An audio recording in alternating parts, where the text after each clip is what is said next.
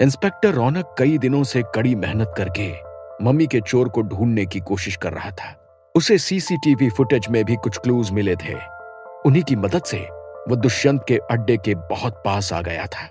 Inspector रौनक अपनी पूरी team के साथ तैयार था। वहीं अंदर वेदिका और विक्रम अपना प्लान बना चुके थे। अब उन्हें मालूम चल गया था कि हर रोज डॉक्टर वीरेंद्र वेदिका के शरीर से उसका खून लेने आते हैं। जब से वेदिका को इस बात का पता चला है, वो सोना भी छोड़ चुकी थी। उसके चेहरे पर थकान साफ नजर आ रही थी। जिस भी दिन वो खून देने से मना कर दे, तो उस दिन डॉक्टर वीरेंद्र उसे नशे की दवाई देकर बेहोश कर देते थे और फिर उसका खून ले लेते थे। विक्रम और वेदिका दोनों ही जानते थे कि डॉक्टर वीरेंद्र भले ही कितने होशियार हों, लेकिन वो बिल्कुल भी ताकतवर नहीं थे। इसलिए जैसे ही उस रात डॉक्टर वीरेंद्र वेदिका का खून लेने के लिए कमरे में आए, वेदिका ने नींद में होने का नाटक किया। दूसरी तरफ विक्रम पूरी तरह से तैयार बैठा हुआ था। जैसे ही डॉक्टर वीरेंद्र वेदिका का खून लेने के लिए नीचे झुके, विक्रम ने अपने हाथ में ली हुई एक भारी कांच के वेसल को उनके सर पे दे मारा। डॉक्टर वीरेंद्र के मुंह से एक दर्द भरी आवाज निकली और वो जमीन पर गिर गए। उन दोनों ने समय बर्बाद नहीं किया, क्योंकि उनके कमरे का दरवाजा खुला हुआ था। उन्होंने ये प्लान इसलिए बनाया था क्योंकि दुष्यंत ने उनके भागने के पिछले अटेम्प्ट के बाद उनके कमरे पर एक लॉक लगवा दिया था। लेकिन जब रोज रात को डॉक्टर वीरेंद्र उनके कमरे में आते थे, तो वो कुछ देर के लिए दरवाजा खुला छोड़ देते थे। विक्रम और वेदिका की नजर तुरंत दरवाजे की तरफ पड़ी और उसे खुला हुआ देखकर दोनों ने एक चैन की सांस ली। वो दोनों शिफ्ट होकर एक दूसरे के ऑपोजिट फेस करके बैठ गए। दोनों ने एक दूसरे की रस्सी खोलना शुरू कर दिया। कुछ ही देर में विक्रम ने वेदिका की रस्सी खोल दी। वेदिका तुरंत अपने कदमों पर खड़ी हुई और उसने कमरे में रखी हुई एक बड़ी कैंची से विक्रम की रस्सी भी खोल दी। वो दोनों एक पल भी बर्बाद नहीं करना चाहते थे। भागते हुए वो दोनों तुरंत कमरे से बाहर निकल गए। वो जानते थे कि दुष्यंत के लोग रात को भी पहरा देते हैं, इसलिए वो एक खंबे के पीछे जाकर छुप गए और वहां से भागने का रास्ता ढूंढने लगे। उन्होंने देखा कि कैसे मेन गेट के बाहर दो आदमी बंदूक लेकर खड़े हुए थे। विक्रम ने वेदिका से कहा, मेरी बात ध्यान से सुनो, हम दोनों का साथ में यहां से भागना मुमकिन नहीं होगा। किसी ना किसी को बाहर पहरा दे रहे उन आदमियों को डिस्ट्रैक्ट करना होगा। इसलिए मैं चाहता हूं कि जब मैं उन दोनों का ध्यान भटकाऊं, तो तुम तुरंत मौका देखकर यहां से बाहर निकल जाओ। उसकी बात सुनकर वेदिका ने अपना सिर तुरंत ना में हिलाया और बोली, नहीं विक्रम, मैं तुम्हें छोड़कर नहीं जा सकती। अगर तुम्हें कुछ हो गया तो मैं सिद्धांत को क्या मुंह दिखाऊंगी? वेदिका ने चिंता भरी आवाज में कहा, मगर विक्रम ने तुरंत उसे समझाया और कहा, मगर इस वक्त सिद्धांत को तुम्हारी ज्यादा जरूरत है। मुझे कुछ नहीं होगा, तुम मेरी चिंता मत करो, बस यहां से भागने का मौका ढूंढो। इतना कहकर वो वहां से दूसरी तरफ चला गया। वेदिका ने उसे रोकने की कोशिश की, लेकिन विक्रम ने उसकी एक भी बात नहीं सुनी। कुछ ही देर में वेदिका को एक कमरे से आवाज आई, जिसके कारण बाहर पहरा दे रहे दोनों आदमी अंदर की तरफ भागे।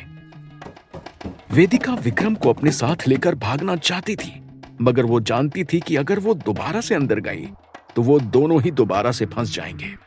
इसलिए वेदिका ने एक आखिरी बार पीछे मुड़कर देखा और मौका पाते ही वो दरवाजा खोलकर उस बिल्डिंग से बाहर निकल गई। अचानक से वेदिका को पीछे से आवाज आई, पकड़ो उसे, वो यहां से भाग रही है। वेदिका ने अपनी रफ्तार और बढ़ा ली। उसने पीछे मुड़कर देखा कि कहीं कोई उसका पीछा तो नहीं कर रहा है, लेकिन तभी वो सामने से आ रहे किसी आदमी से टकराकर नीचे जमीन पर गिर गई। उसके मुंह से डर भरी आवाज निकल गई। एक पल के लिए उसे लगा कि दुष्यंत ने उसे फिर से पकड़ लिया है, मगर जैसे ही उसने अपनी नजरें ऊपर उठाकर देखी तो उसकी आंखें फटी की फटी रह गईं। वेदिका के सामने इंस्पेक्टर रौनक खड़ा हुआ था।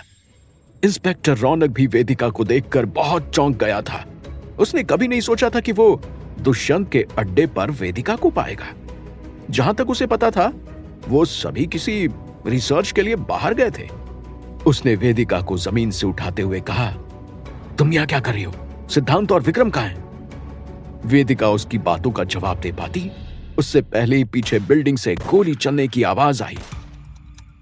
इंस्पेक्टर रौनक ने वेदिका को अपने पीछे कर लिया और भागते हुए उस बिल्डिंग में पहुंच गया।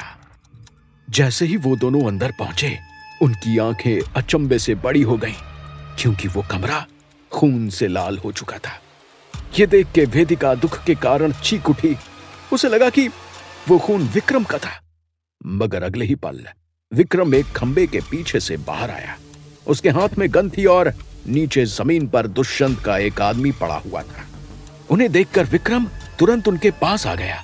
अगले ही पल इंस्पेक्टर रौनक की पुलिस फोर्स दुष्यंत के अड्डे पर फैल गई। दुष्यंत अपने कमरे में आराम कर रहा था। अचानक से उसे अपने दरवाजे पर नॉक होने की आवाज सुनाई दी। उसका एक आदमी अंदर आया और हड़बड़ाते हुए बोला, बॉस, हमारे अड्डे को चारों तरफ से पुलिस ने घेर लिया है। यह सुनते ही दुष्यंत का चेहरा गुस्से से लाल हो गया।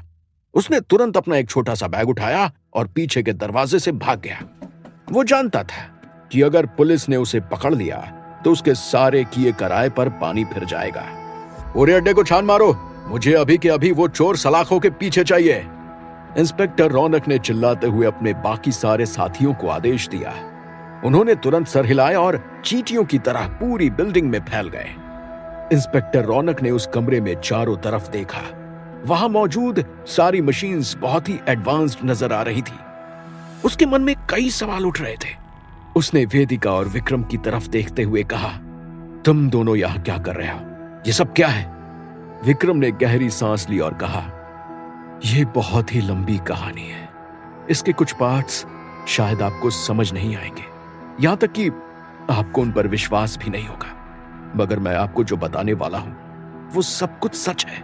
आपको विश्वास दिलाने के लिए हम आपको वहां अपने साथ ले भी जा सकते हैं।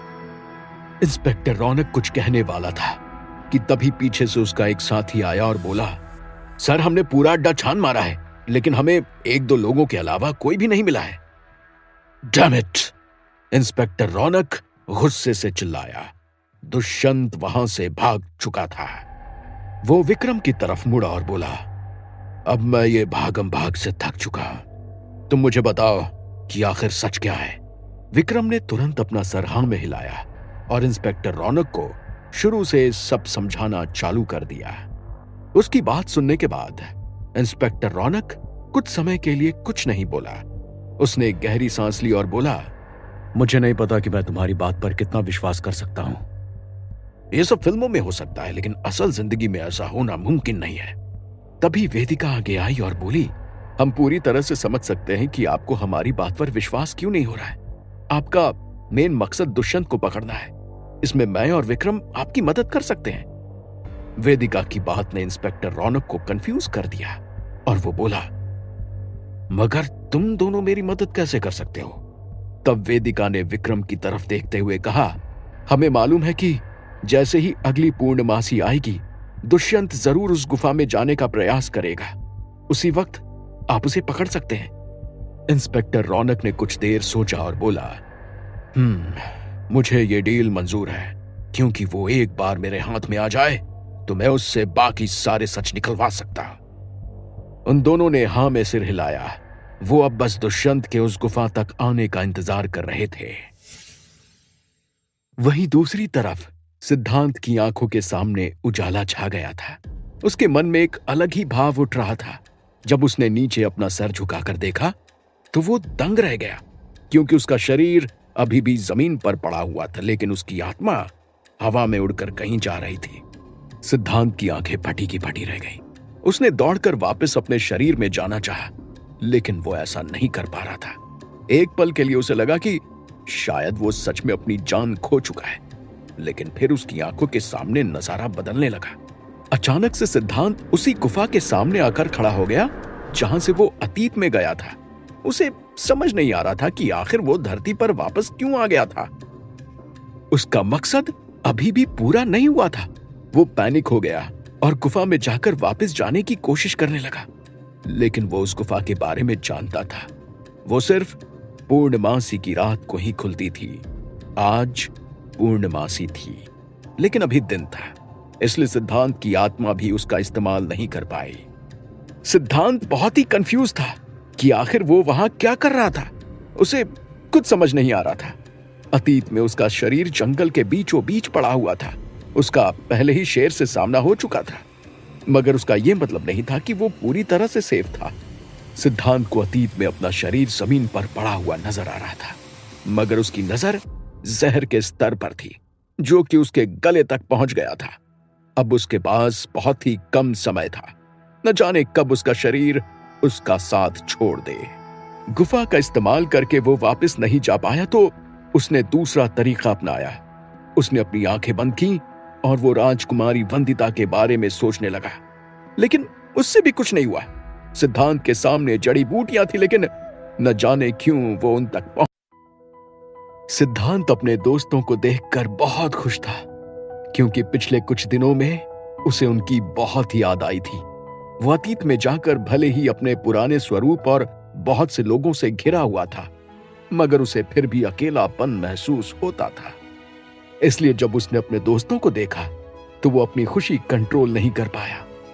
सिद्धांत तुरंत पेड़ के पीछे से आगे आया और वेदिका और विक्रम के सामने आकर खड़ा हो गया, मगर अगले ही पल उसकी भौहें सिकुड़ गईं, क्योंकि वेदिका और विक्रम अकेले नहीं थे, बल्कि उनके साथ इंस्पेक्टर रौनक और कुछ पुलिस ऑफिसर्स भी थे। मगर सिद्धांत उनको इग्नोर करते हुए अपने दोस्तों की तरफ मुड़ते हुए एक मुस्कान के साथ बोला, तुम लोग यहां क्या कर रहे हो? मुझे तुम लोगों को देखकर बहुत खुशी हो रही है।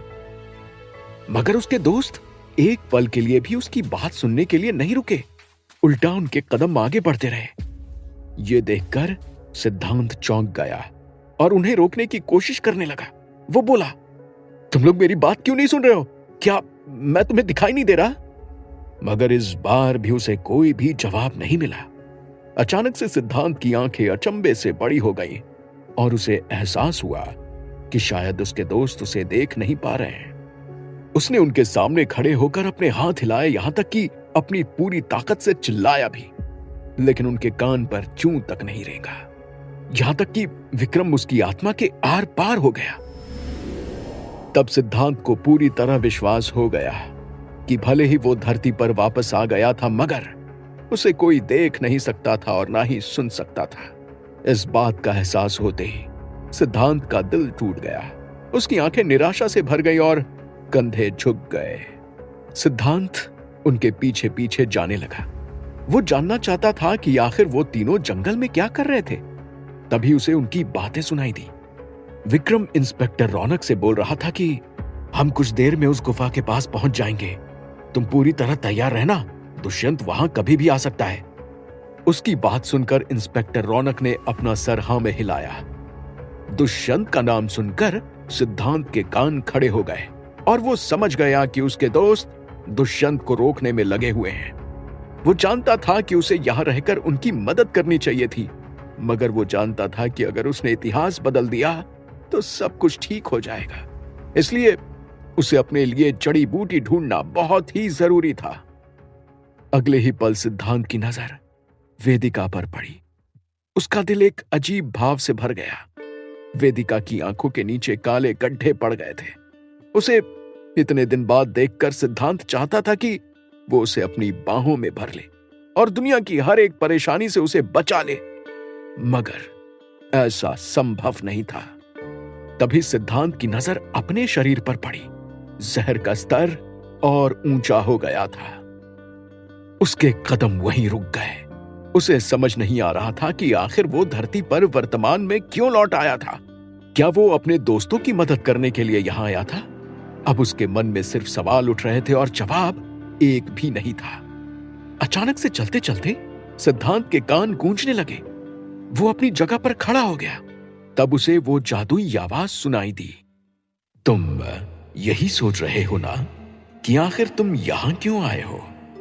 मैंने बस तुम्हें जड़ी बूटी के बारे में बताया था, लेकिन ये नहीं बताया था कि तुम उसे कैसे प्राप्त कर सकते हो। अब सही समय आ गया है।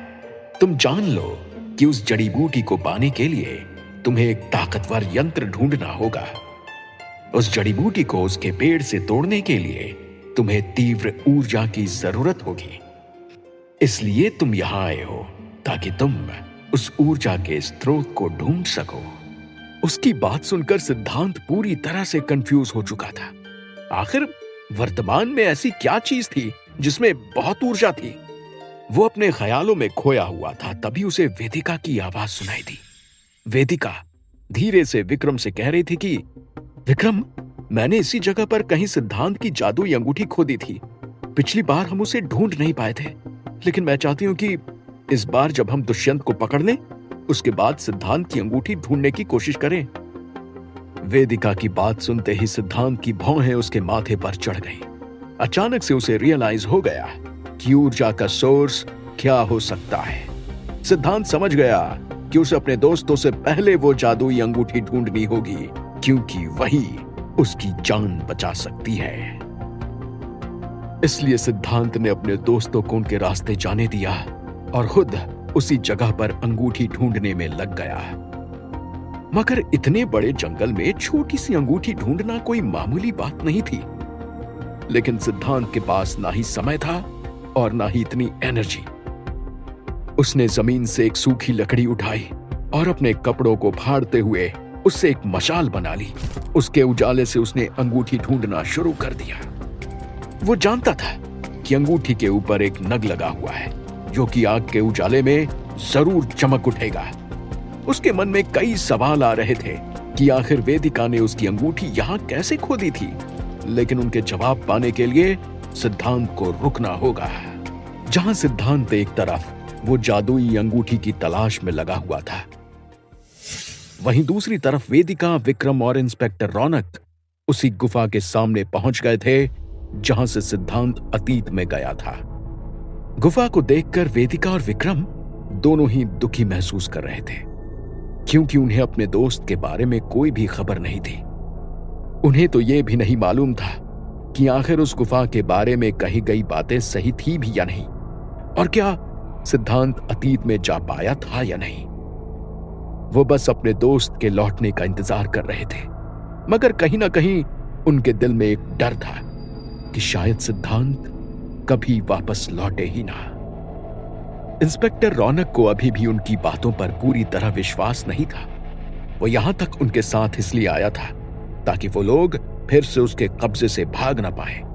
वो इस केस को सॉल्व करके आगे बढ़ना चाहता था। इसलिए जब वो गुफा के सामने पहुंचा तो वेदिका और विक्रम के मना करने पर भी उसने जबरदस्ती गुफा में अंदर जाने की कोशिश की, मगर उसके साथ भी वही हुआ जो शुरू में दुष्यंत और विक्रम के साथ हुआ था। इंस्पेक्टर रौनक को एक तीव्र करंट महसूस हुआ और वो नीचे पानी में गिर गया। वेदिका और विक्रम ने दौड़ लगाकर उसे संभाला। इंस्पेक्टर रौनक खांसते हुए अपने कदमों पर खड़ा हुआ। तब विक्रम ने उसके कंधे को थपथपाते हुए बोला, देखा इंस्पेक्टर, हम झूठ नहीं बोल रहे थे। ये गुफा सच में जादुई है। कुछ ही देर में आप इसका जादू देख पाएंगे। अब इंस्पेक्टर रौनक को उनकी बातों पर विश्वास होने लगा था। इतना लंबा सफर करने के बाद वो सभी बहुत ज्यादा थक गए थे।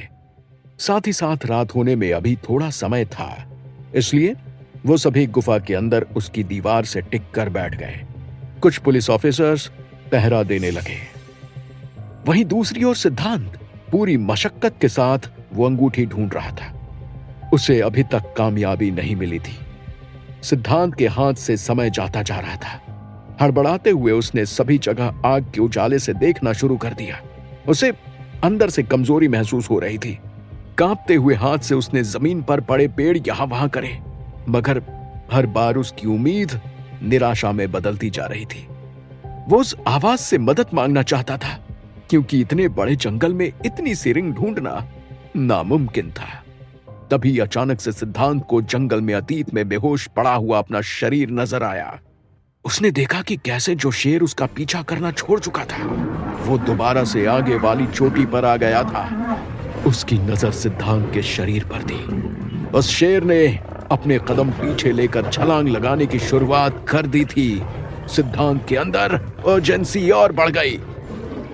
उसके माथे पर पसीना आ गया और हाथ पैर पहले से भी तेज कांपने लगे। अगर उसने जल्दी नहीं की तो वो सच में अपनी जान खो बैठेगा। अगले ही पल सिद्धांत की नजर एक पेड़ की तरफ गई। उसे पेड़ पर कुछ चमकता हुआ नजर आया।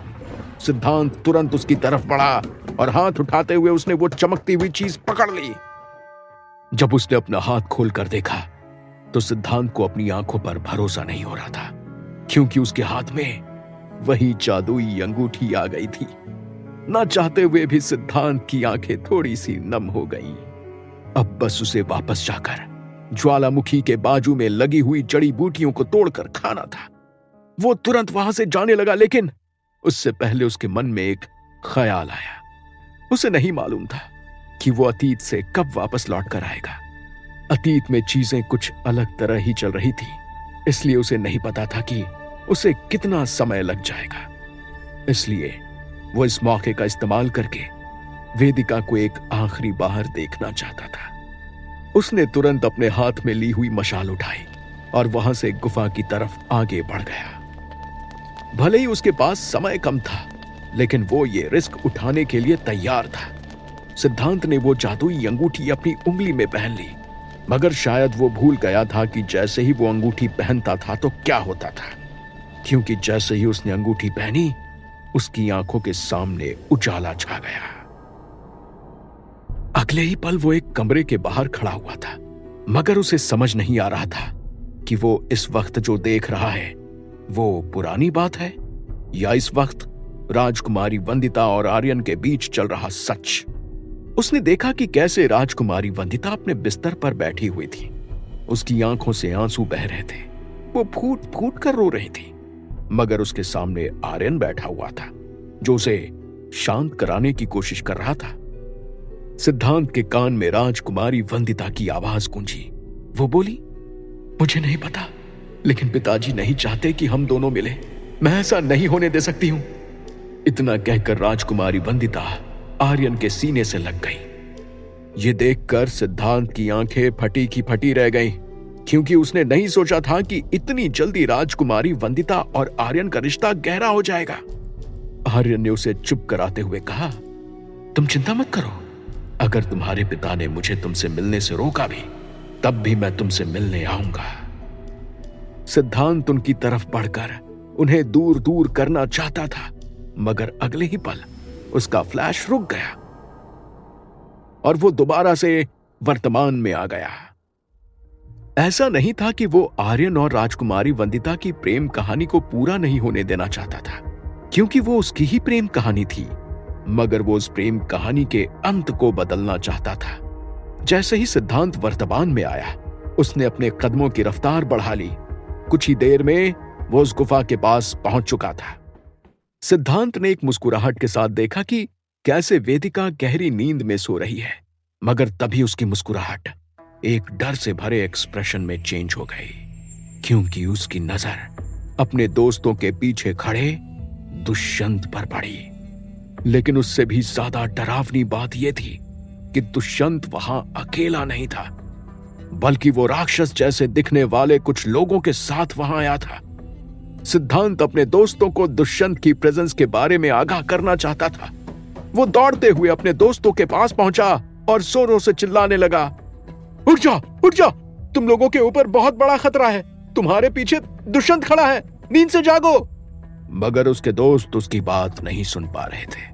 दुष्यंत ने एक चुटकी बजाई और उसके बाजू से दो म्यूटेंट्स आगे बढ़े। पलक झपकते उन दोनों ने पहरा दे रहे पुलिस ऑफिसर्स को मौत के घाट उतार दिया।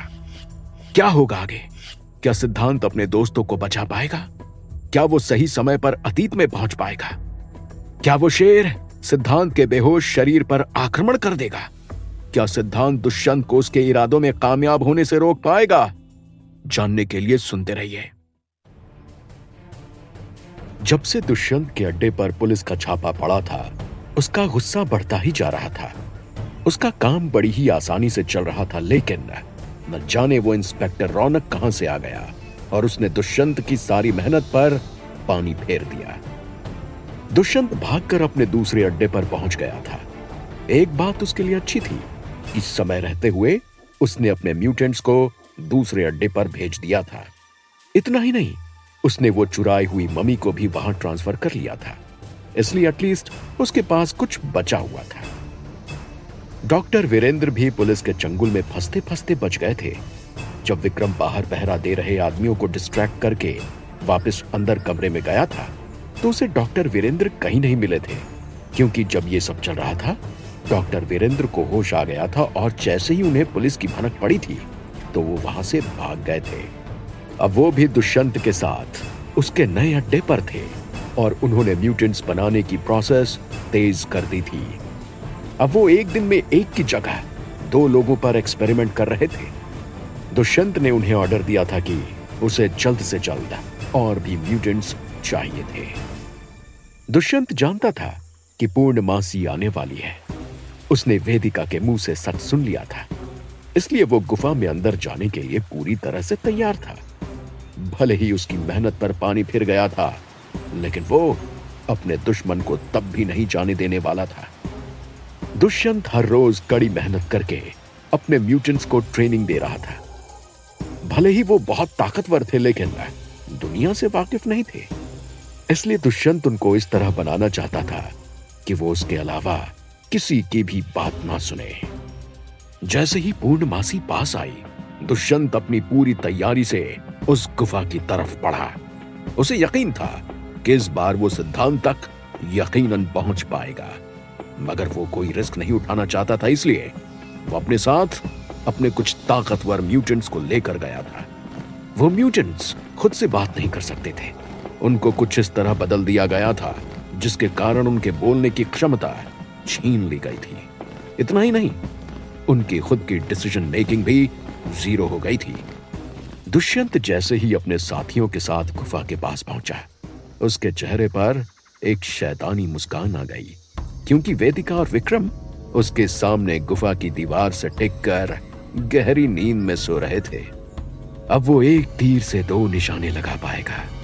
वो गुफा में जाकर सिद्धांत का खेल खत्म कर देगा, मगर दूसरी तरफ उसे वेदिका की जरूरत थी।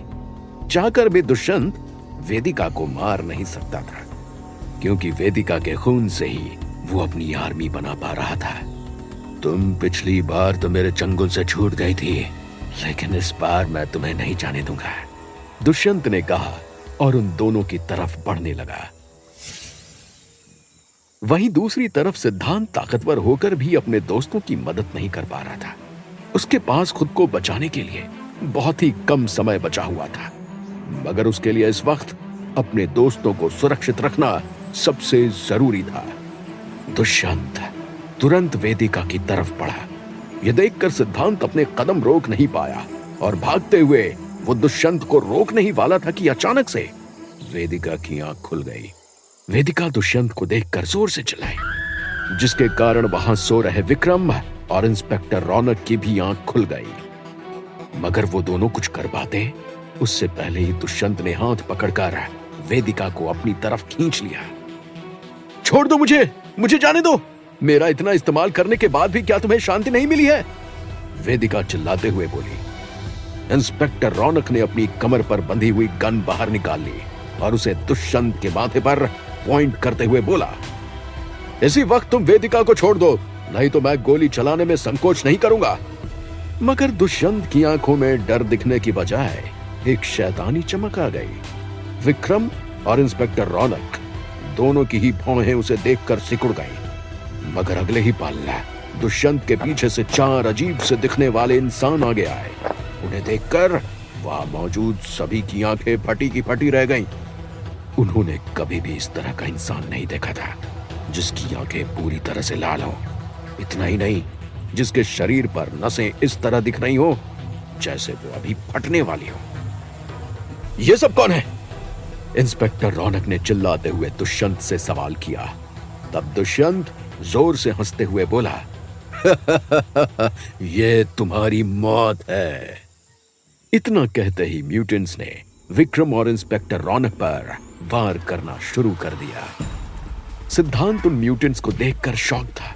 उसने कभी नहीं सोचा था कि दुष्यंत ऐसा कुछ करने वाला था, मगर उसे एक बात और नहीं समझ आ रही थी कि आखिर वेदिका ने ऐसा क्यों कहा था कि दुष्यंत उसका इस्तेमाल कर रहा है। सिद्धांत की चिंता बढ़ती जा रही थी। उसने आगे बढ़कर उन म्यूटेंट्स को रोकने की कोशिश की, लेकिन उसका शरीर अतीत में था और वर्तमान में सिर्फ उसकी आत्मा। इसलिए वो उन म्यूटेंट्स को रोकने में कामयाब नहीं हुआ। उसने देखा कि कैसे दो दो म्यूटेंट्स ने मिलकर विक्रम और इंस्पेक्टर रौनक को घेर लिया था।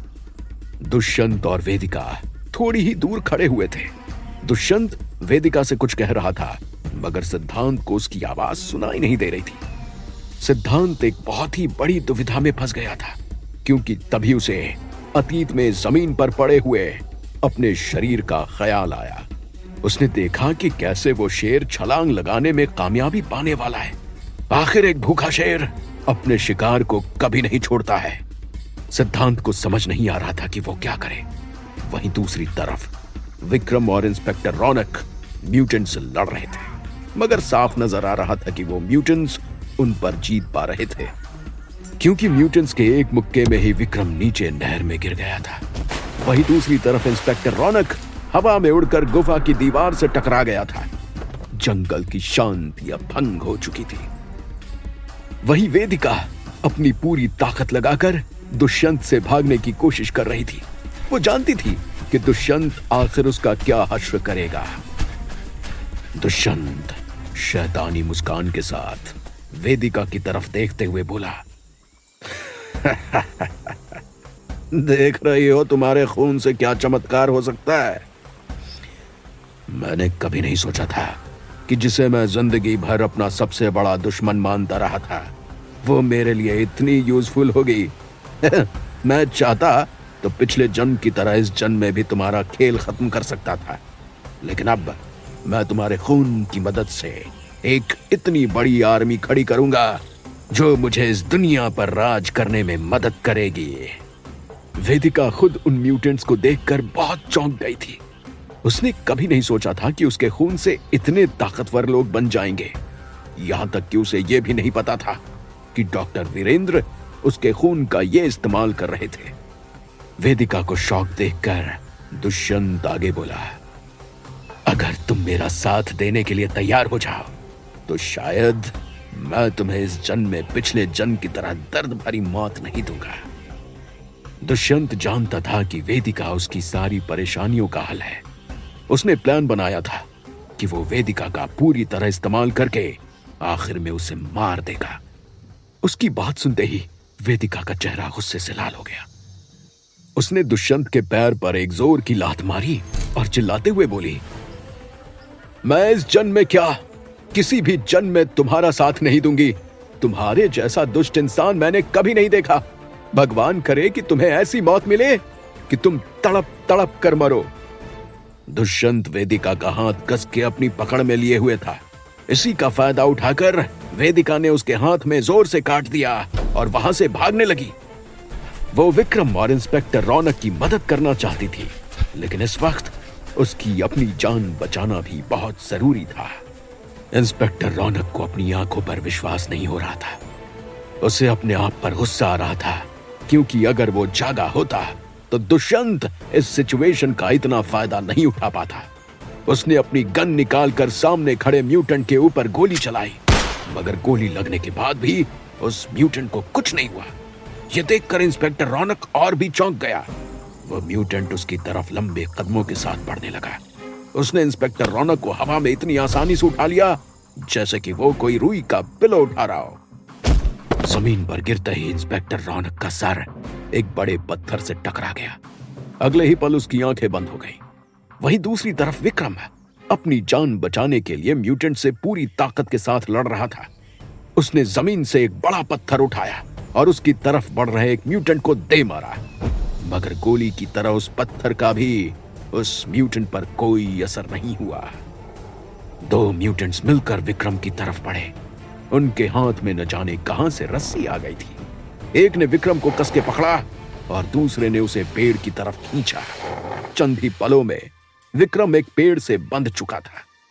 उसने देखा कि कैसे वेदिका दुष्यंत से भाग रही थी। वो अपनी दोस्त की मदद करना चाहता था, लेकिन कर नहीं पा रहा था। वेदिका जानती थी कि जिस तरह से वहां पर सब कुछ चल रहा था, उसके बाद उसका बच पाना बहुत ही मुश्किल होने वाला था। इसलिए उसे खुद ही अपनी जान बचानी होगी।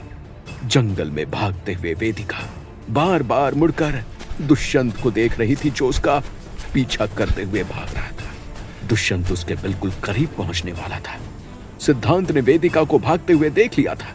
वो जानता था कि भले ही वो वेदिका की सीधे मदद नहीं कर सकता, लेकिन वो उसे जंगल से बाहर भागने का रास्ता जरूर दिखा सकता है। इसलिए वो तुरंत अपने अचंभे से बाहर आया और वेदिका की तरफ भागने लगा। जैसे ही वो वेदिका के पास पहुंचा, अचानक से उसकी नजर दुष्यंत पर पड़ी। दुष्यंत को देखते ही सिद्धांत भी चौंक गया, क्योंकि दुष्यंत उसको ही देखे जा रहा था। मगर ऐसा कैसे हो सकता था? सिद्धांत के बाकी दोस्त तो उसे नहीं देख पा रहे थे। अचानक से वेदिका का पैर किसी पत्थर में फंसा और वो मोच खाकर जमीन पर गिर गई। दुष्यंत की नजर सिद्धांत पर ही थी। एक पल के लिए उसकी भौहें सिकुड़ गईं, मगर अगले ही पल उसके चेहरे पर एक बड़ी शैतानी मुस्कान आ गई और वो सिद्धांत की तरफ उंगली दिखाते हुए बोला, मैं तुम्हारा कब से इंतजार कर रहा हूं, लेकिन तुम खुद ब खुद चलकर मेरे पास आ गए। अब आएगा असली मजा। उसकी बात सुनकर सिद्धांत को विश्वास हो गया था कि दुष्यंत उसे सच में देख पा रहा था, मगर ऐसा क्यों था ये वो समझ नहीं पा रहा था।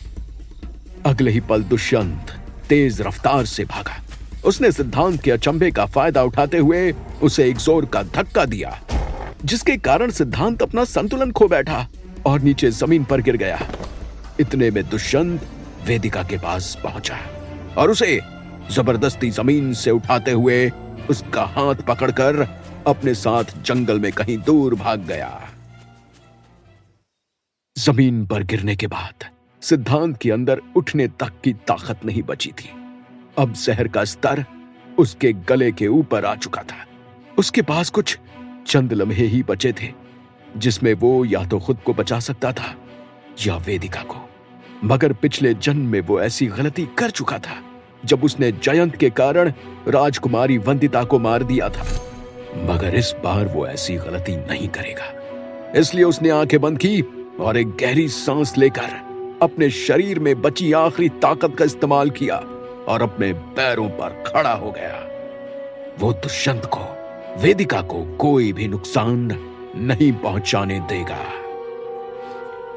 क्या होगा आगे? क्या सिद्धांत वेदिका को बचा पाएगा? क्या सिद्धांत अपनी खुद की जान बचा पाएगा? क्या विक्रम और इंस्पेक्टर रौनक दुष्यंत के म्यूटेंट्स को रोक पाएंगे? क्या सिद्धांत की जिंदगी में आने वाले नए तूफान उसकी हार की वजह होंगे? जानने के लिए सुनते रहिए। इतिहास अपने आप को दोहरा रहा था। एक बार फिर से ऐसी स्थिति बन गई थी जहां पर वेदिका अपनी जान खोने वाली थी, लेकिन इस बार उसके साथ सिद्धांत की जान भी दांव पर लगी थी। सिद्धांत को मार गिराने का इससे अच्छा मौका दुष्यंत को नहीं मिलने वाला था। अभी तक वो सोच रहा था कि सिद्धांत को मारने के लिए उसे उस गुफा में जाकर सिद्धांत को ढूंढना होगा, मगर सिद्धांत खुद चलकर उसके पास आ गया था। दुष्यंत के लिए चीज अपने आप ही आसान हो गई थी।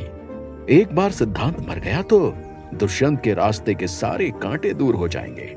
फिर वो वेदिका को कैद करके उसके खून का इस्तेमाल करके अपनी आर्मी जल्द ही बना लेगा।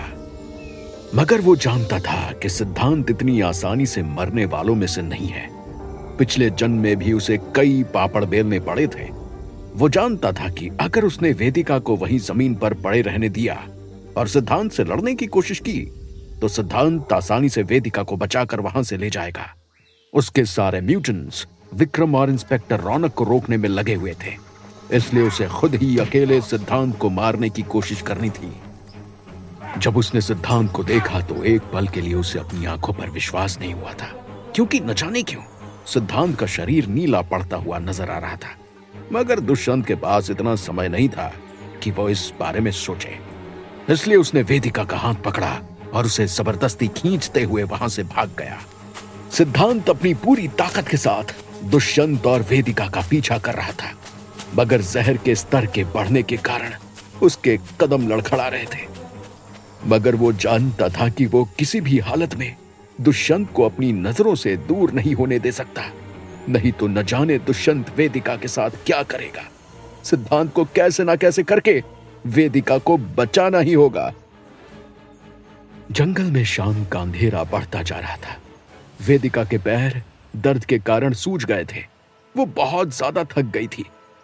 उसने दुष्यंत से अपना हाथ छुड़ाने की कोशिश की, मगर दुष्यंत उसे इतनी कस के पकड़े हुए था और अपने साथ खींच रहा था कि वेदिका ना चाहते हुए भी उसके साथ भाग रही थी। वहीं जब दूसरी तरफ इंस्पेक्टर रौनक की आंख खुली तो उसने देखा कि वहां आजू बाजू कोई भी नहीं था। वो तुरंत अपने पैरों पर खड़ा हुआ और अपने साथियों को ढूंढने लगा। कुछ ही दूर उसने विक्रम को एक पेड़ से बंधे हुए देखा। विक्रम अपने आप को छुड़ाने की कोशिश कर रहा था, मगर उसके सामने खड़े दो म्यूटेंट्स उसे गिद्ध की नजरों से देख रहे थे। उसके दूसरी तरफ रौनक ने भी जब नजर घुमाई तो पाया कि बाकी बचे दो म्यूटेंट्स उसे भी इसी तरह देख रहे थे। इंस्पेक्टर रौनक जानता था कि उसे जल्दी कुछ करना होगा, नहीं तो सिचुएशन पूरी तरह हाथ से निकल जाएगी। वो उस म्यूटेंट्स के बारे में ज्यादा कुछ नहीं जानता था, लेकिन एक बात समझ गया था कि वो दुष्यंत की सारी बातें मान रहे थे।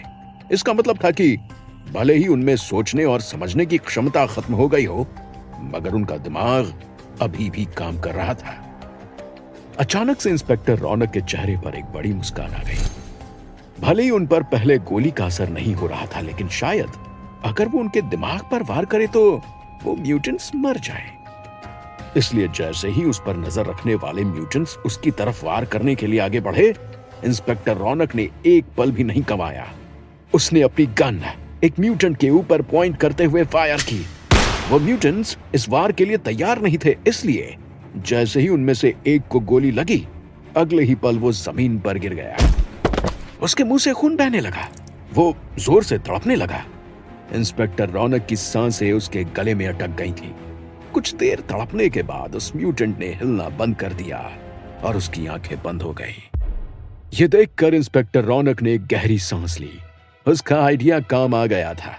एक मुस्कुराहट के साथ जैसे ही उसने अपनी गन दूसरे म्यूटेंट की तरफ पॉइंट की, उसकी आंखें अचंभे से फटी की फटी रह गई, क्योंकि जो म्यूटेंट एक पल पहले उससे 100 मीटर दूर खड़ा था, वो अब उसके सामने आकर खड़ा हो गया था। इंस्पेक्टर रौनक को अपनी आंखों पर विश्वास नहीं हो रहा था। उसने दोबारा से अपनी गन उठाकर सामने खड़े हुए म्यूटेंट को शूट करने की कोशिश की, मगर तभी उस म्यूटेंट ने एक पल में हाथ मारकर इंस्पेक्टर रौनक की गन को नहर के पानी में फेंक दिया और उसे एक जोर का मुक्का मारा। मगर इस बार इंस्पेक्टर रौनक पूरी तरह से तैयार था। वो तुरंत नीचे झुककर उस वार से बच गया। उसने म्यूटेंट के पैर पर एक जोर की लात मारी, जिसके कारण अगले ही पल वो म्यूटेंट नीचे जमीन पर गिर गया।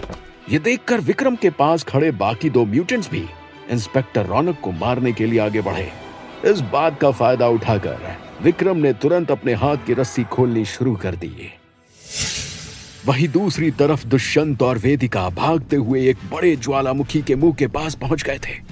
दुष्यंत ने तुरंत रुकते हुए ज्वालामुखी के अंदर झांक कर देखा। वो ज्वालामुखी भले ही शांत नजर आ रहा था, मगर उसके अंदर अभी भी लावा उबल रहा था। दुष्यंत के दिमाग में एक बहुत ही अच्छा प्लान आया। वो सिद्धांत को ज्वालामुखी के अंदर धक्का देकर मार देना चाहता था। कुछ ही देर में हाफते हुए सिद्धांत भी वहां पहुंच गया। वेदिका की हालत भी बहुत बुरी हो चुकी थी। सिद्धांत ने जैसे ही देखा कि दुष्यंत कहां रुका है, उसकी आंखें अचंभे से बड़ी हो गईं, क्योंकि अतीत में भी ऐसे ही ज्वालामुखी के पास उसे अपनी जान बचाने के लिए जड़ी बूटी मिलनी थी। अतीत याद आते ही सिद्धांत ने एक पल के लिए अपनी आंख बंद की। वो देखना चाहता था कि आखिर अतीत में उसका शरीर किस हालत में था। सिद्धांत ने देखा कि कैसे दूसरी चोटी पर वो शेर एक बार छलांग लगाने की कोशिश कर चुका था, मगर वो नीचे गैप में गिरते गिरते बचा था। लेकिन वो शेर हार मानने वालों में से नहीं था। उसने पीछे दोबारा से कदम लिए और इस बार बहुत ही तेज रफ्तार से छलांग लगाई। एक पल के लिए सिद्धांत को लगा कि इस बार भी वो शेर अपनी कोशिश में कामयाब नहीं होगा, लेकिन शायद भगवान उस शेर का साथ दे रहे थे, क्योंकि अगले ही पल वो शेर उस चोटी पर आ गया था जहां पर सिद्धांत का शरीर पड़ा हुआ था। सिद्धांत का दिमाग कह रहा था कि उसे इसी वक्त अतीत में लौट जाना चाहिए, क्योंकि वो जिस काम के लिए यहां आया था वो पूरा हो चुका था। उसके हाथ में वो जादुई अंगूठी थी, मगर दूसरी तरफ उसका दिल अपने प्यार को बचाने के लिए कह रहा था। पिछले जन्म में भी उसे राजकुमारी वंदिता को मरते हुए देखना पड़ा था, इसलिए इस जन्म में वो वेदिका को अपनी आंखों के सामने इस तरह मरते हुए नहीं देख सकता था। फिर भले ही वेदिका की जान बचाते हुए उसकी जान ही क्यों ना चली जाए। सिद्धांत ने गहरी सांस ली और दुष्यंत की तरफ अपने आखिरी कदम लिए। दुष्यंत ने अपनी जेब में हाथ डालकर गन निकाल ली। अगले ही पल उसने वो गन वेदिका के माथे पर पॉइंट की। वो वेदिका को मारने का नाटक करने वाला था ताकि सिद्धांत इमोशनल हो जाए और उनकी तरफ भागे। दुष्यंत का प्लान था कि जैसे ही सिद्धांत उनकी तरफ भागेगा वो वेदिका को लेकर साइड हो जाएगा और सिद्धांत खुद ब खुद उस ज्वालामुखी में गिर जाएगा। दुष्यंत एक शैतानी मुस्कान के साथ सिद्धांत की तरफ देखते हुए बोला, मुझे पता था कि इतिहास अपने आप को जरूर दोहराएगा। जो नसीब में लिखा है वो होगा ही। आज तुम एक बार फिर से अपने प्यार को अपने ही आंखों के सामने मरते हुए देखोगे। वेदिका को बाय कहने के लिए तैयार हो जाओ सिद्धांत। उसने गन के ट्रिगर पर उंगली रखते हुए कहा। सिद्धांत का नाम सुनते ही वेदिका के चेहरे पर एक शिकन आ गई। उसने देखा कि दुष्यंत सामने कहीं देख रहा था और सिद्धांत का नाम लेकर बात कर रहा था, मगर उसे अपने सामने कोई भी नजर नहीं आ रहा था।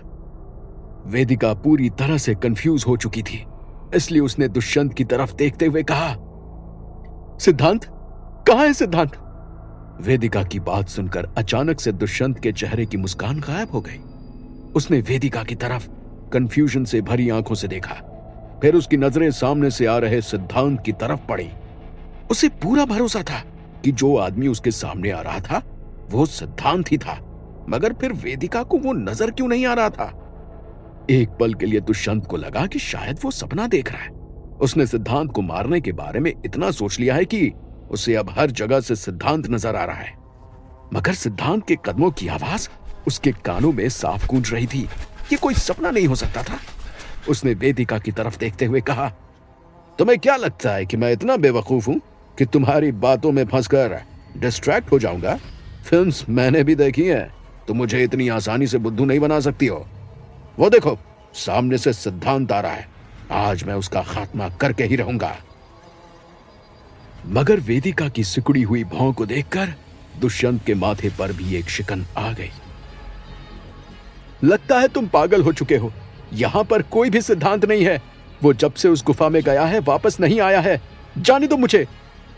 वेदिका ने दुष्यंत के डिस्ट्रैक्ट होने का फायदा उठाया और उसे धक्का देकर भागने लगी।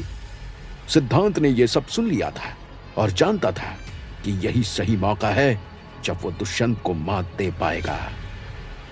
इसलिए वो तेज रफ्तार में आगे बढ़ा और हवा में छलांग लगाते हुए उसने एक लात मारकर दुष्यंत की गन जमीन पर गिरा दी। दुष्यंत की गन नीचे गिरते हुए देख वेदिका भी चौंक गई। वो यहां वहां देखने लगी। उसे विश्वास हो गया था कि दुष्यंत सच बोल रहा था, मगर फिर सिद्धांत उसको नजर क्यों नहीं आ रहा है? सिद्धांत ने दुष्यंत को वार करने का मौका ही नहीं दिया। दुष्यंत जब नीचे जमीन से अपनी गन उठाने के लिए झुका तो सिद्धांत ने उसके गाल पर एक जोर का मुक्का मारा। दुष्यंत का संतुलन बिगड़ गया, मगर उसने अपने आप को संभालते हुए सिद्धांत को एक जोर की लात मारी। सिद्धांत की नाजुक हालत के कारण वो लड़खड़ा गया। इसका फायदा उठाकर दुष्यंत ने सिद्धांत का हाथ थामा और उसे घुमाते हुए नीचे ज्वालामुखी में फेंकने की कोशिश की, मगर तभी वेदिका ने पीछे से दुष्यंत को खींच लिया। सिद्धांत इस वार के लिए बिल्कुल भी तैयार नहीं था, इसलिए उसका संतुलन बिगड़ गया और एक पल के लिए उसकी आंखों के सामने अंधेरा छा गया। जब उसने दोबारा आंखें खोली तो वो नीचे ज्वालामुखी में उबलते हुए लावा को देख रहा था। उसने हवा में हाथ उठाकर अपने आप को संभाला और तुरंत पीछे कदम लिए, मगर जब उसने पीछे मुड़कर देखा तो उसका खून खौल उठा। वेदिका ने उसे बचाने की कोशिश की थी, जिसके कारण दुष्यंत का गुस्सा अपना पारा खो चुका था। दुष्यंत ने वेदिका के गाल पर एक जोर का तमाचा दे मारा। जैसे ही सिद्धांत की नजर इस पर पड़ी, उसके हाथ में पहनी हुई अंगूठी जोर से कांपने लगी। सिद्धांत का चेहरा गुस्से के कारण लाल हो गया। तभी उस अंगूठी से एक तीव्र उजाला निकला जो कि सिद्धांत के शरीर में समा गया। अचानक से सिद्धांत को अपने अंदर बहुत ताकत महसूस होने लगी। उसने दुष्यंत को वेदिका से दूर किया और अपने दांत पीसते हुए बोला, पिछले जन्म में मैंने तुम पर विश्वास करके सबसे बड़ी गलती की थी, मगर इस बार मैं उस गलती को सुधार कर रहूंगा। हमेशा के लिए अलविदा। इतना कहकर उसने दुष्यंत को एक जोर का धक्का दिया इस बार दुष्यंत नहीं बच पाया। वो लड़खड़ाते हुए ज्वालामुखी में गिर गया। अचानक से वहां सन्नाटा छा गया। वहीं दूसरी ओर विक्रम अपनी रस्सी खोल चुका था। उसने तुरंत नहर में कूदकर इंस्पेक्टर रौनक की गन ढूंढना शुरू कर दिया। अगले ही पल उसका हाथ गन पर पड़ा और उसने उसे पानी से निकाल लिया। वो तुरंत इंस्पेक्टर रौनक और उस पर वार कर रहे 3 म्यूटेंट्स की तरफ मुड़ा। अगले ही पल जंगल में एक के बाद एक 3 गोली चलने की आवाज आई। जब जमीन पर पड़े इंस्पेक्टर रौनक ने अपनी आंखें खोली तो पाया कि विक्रम बाकी बचे 3 म्यूटेंट्स को मौत के घाट उतार चुका था। वो दोनों ही इतनी बुरी तरह घायल हो चुके थे कि एक गहरी सांस लेकर वो जमीन पर ही गिर गए। वहीं जैसे ही सिद्धांत ने दुष्यंत को ज्वालामुखी में फेंका, वेदिका उसके सामने आकर खड़ी हो गई और दुख से चिल्लाते हुए बोली, सिद्धांत तुम कहां हो? मैं तुम्हें देख क्यों नहीं पा रही हूं? मुझे तुमसे बहुत सारी बातें करनी है, प्लीज जल्दी वापस आ जाओ। वेदिका की आंखों से आंसू बह रहे थे, जिन्हें सिद्धांत ने पोंछने की कोशिश की और बोला, मुझे माफ कर देना वेदिका, लेकिन मेरा मकसद पूरा होने के पहले मैं वापस नहीं आ सकता। मैं तुमसे जल्द ही मिलूंगा, उसने कहा और तभी अंगूठी से एक तीव्र ऊर्जा निकली। सिद्धांत समझ गया था कि उसके वापस जाने का समय आ गया है। उसने एक आखिरी बार वेदिका की तरफ देखा और उसकी आंखों के सामने उजाला छा गया। वेदिका दर्द भरी आवाज से चिल्लाई, सिद्धांत! क्या होगा आगे? क्या सिद्धांत अपने आप को शेर का शिकार बनने से बचा पाएगा? क्या दुष्यंत की कहानी यहीं खत्म हो गई थी? क्या सिद्धांत इतिहास को दोहराने से रोक पाएगा? क्या दुष्यंत नया जन्म लेकर वापस आएगा? क्या होगा उसकी म्यूटेंट आर्मी का? जानने के लिए सुनते रहिए। जिंदगी में कुछ सन्नाटों का टूटना बहुत जरूरी होता है। वेदिका सिद्धांत को देखने के लिए तरस गई थी और उसका नाम बार बार चिल्ला रही थी, मगर उसे सिद्धांत का कोई भी जवाब नहीं मिल रहा था। इस जन्म में वो सिद्धांत से बहुत कम मिल पाई थी, इसलिए उससे जुदाई का दुख वेदिका के दिल को दर्द से बेचैन कर चुका था। मगर वो ये नहीं जानती थी कि सिद्धांत अतीत में इसलिए गया था ताकि वो इस जन्म में खुशी खुशी रह सके। शायद उसे सिद्धांत के मन में आए गिल्ट के बारे में नहीं पता था, जो पिछले जन्म से इस जन्म तक उसे दिन रात खाए जा रहा था। जंगल में रात बहुत गहरी हो रही थी। वेदिका को आजू बाजू सिर्फ जंगली जानवर और उल्लू की आवाज आ रही थी। वो दुख सहन नहीं कर पाई थी, इसलिए वो अपने घुटनों पर बैठ गई थी। मगर अब समय आ गया था कि वो वापस अपने दोस्तों के पास जाए और सिद्धांत तक पहुंचने का रास्ता ढूंढे। वेदिका ने अपने आंसू पोंछे और दृढ़ता भरी नजरों के साथ वो विक्रम और रौनक को ढूंढने निकल गई। वहीं जब सिद्धांत की आंख खुली तो वो वापस अतीत में आ चुका था। उसके पास आखिरी चंद लम्हे बचे थे जिसमें वो अपने आप को बचा सकता था। सिद्धांत ने जब अपनी मुट्ठी खोली तो उसके हाथ में वो जादुई अंगूठी अभी भी थी। उसने समय ना बर्बाद करते हुए जल्दी से जड़ी बूटी की तरफ बढ़ना शुरू कर दिया। मगर इस बार उसके अंदर की कमजोरी असली थी, क्योंकि वो अपने शरीर में वापस आ चुका था। जहर उसकी उंगलियों तक पहुंच चुका था। वो जानता था कि अगर यही वर्तमान में हुआ होता तो डॉक्टर्स अब तक उसको नहीं बचा पाते, लेकिन वो इस वक्त अतीत में था और यहां पर कुछ भी होना मुमकिन था। सिद्धांत ने यह बात बहुत अच्छे से जान ली थी। जैसे ही उसने जड़ी बूटियों की तरफ बढ़ना शुरू किया, उसे अपने पीछे से शेर के पंजों की आवाज सुनाई दी। उसने एक नजर पीछे घूम कर देखा तो वो शेर उसके बहुत करीब आ चुका था। सिद्धांत जानता था कि वो शेर को पीछे छोड़कर समय से जड़ी बूटी के पास नहीं पहुंच पाएगा। सिद्धांत ने यहां वहां नजरें घुमाकर उस शेर को रोकने के लिए कुछ ढूंढना शुरू कर दिया। अचानक से सिद्धांत की नजर एक सूखे पेड़ पर पड़ी जो कि जमीन से उखड़ रहा था। सिद्धांत के शरीर में ताकत नहीं बची थी, लेकिन उसे यह करना बहुत जरूरी था। सिद्धांत ने हवा में छलांग लगाई और सूखे पेड़ के तने में जोरदार लात मारी, मगर सिद्धांत के शरीर में पहले जैसी एनर्जी नहीं थी। इसलिए सिद्धांत ने एक गहरी सांस लेकर दोबारा से कोशिश की।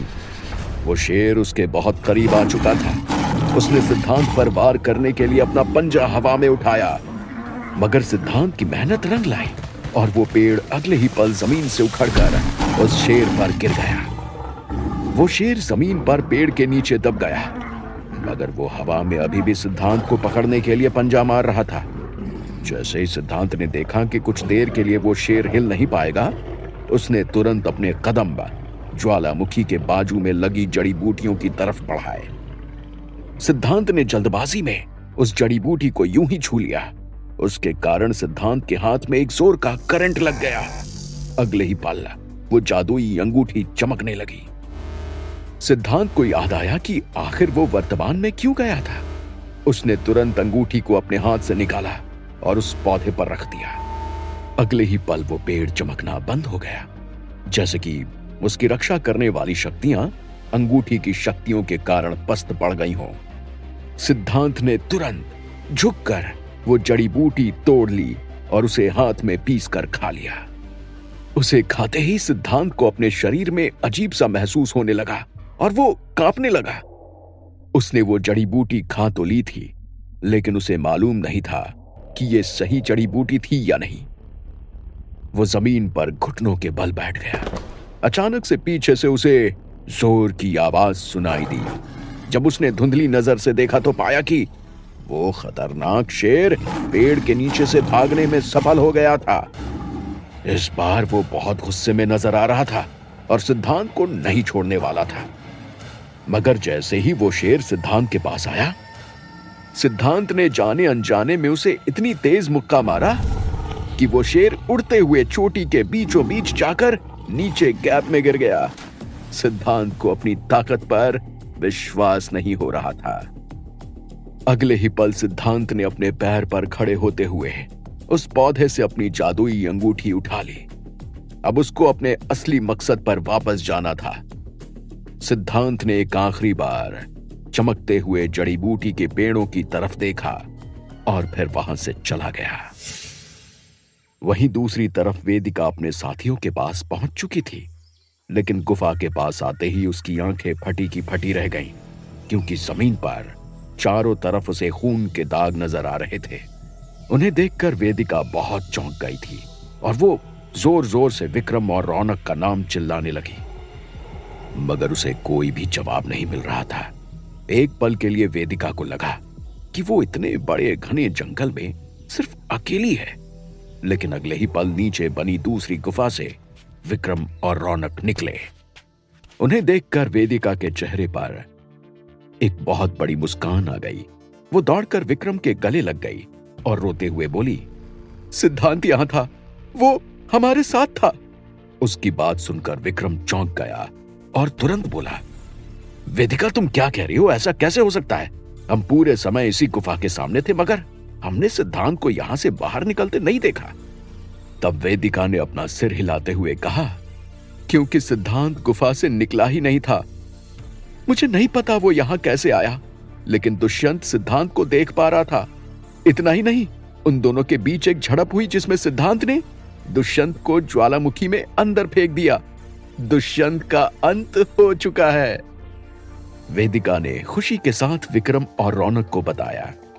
उसकी बात सुनकर वो दोनों और भी हैरान हो गए, मगर वेदिका उनसे झूठ क्यों बोलेगी? इंस्पेक्टर रौनक आगे आया और बोला, मुझे कुछ समझ नहीं आ रहा है। तुम दोनों मुझे पूरा सच समझाओ, तब मैं तुम दोनों की मदद कर पाऊंगा। मगर विक्रम कुछ कह पाता उससे पहले वेदिका ने उन दोनों के शरीर पर घाव देखे और मुंह पर हाथ रखकर चौंकते हुए बोली, ये तुम दोनों को क्या हुआ? और वो म्यूटेंट्स कहां गए? तब विक्रम ने उससे बाजू में जमीन पर पड़े हुए म्यूटेंट्स की तरफ इशारा करते हुए कहा, इन्हें हराना बहुत ही मुश्किल था। दुष्यंत ने तुम्हारे खून का इस्तेमाल करके कुछ बहुत ही भयंकर बना लिया है। ये सिर्फ तभी मर सकते हैं जब इनके दिमाग पर वार किया जाए, मगर ऐसा करना भी आसान नहीं है। मुझे डर है कि कहीं स्थिति हमारे हाथ से ना निकल गई हो। विक्रम ने चिंता भरी आवाज में कहा। उसकी बात सुनकर वो तीनों चिंता में डूब गए। कुछ देर बाद वो आग जलाकर गुफा में बैठ गए। वेदिका और विक्रम ने मिलकर रौनक को सब कुछ सच सच समझाया।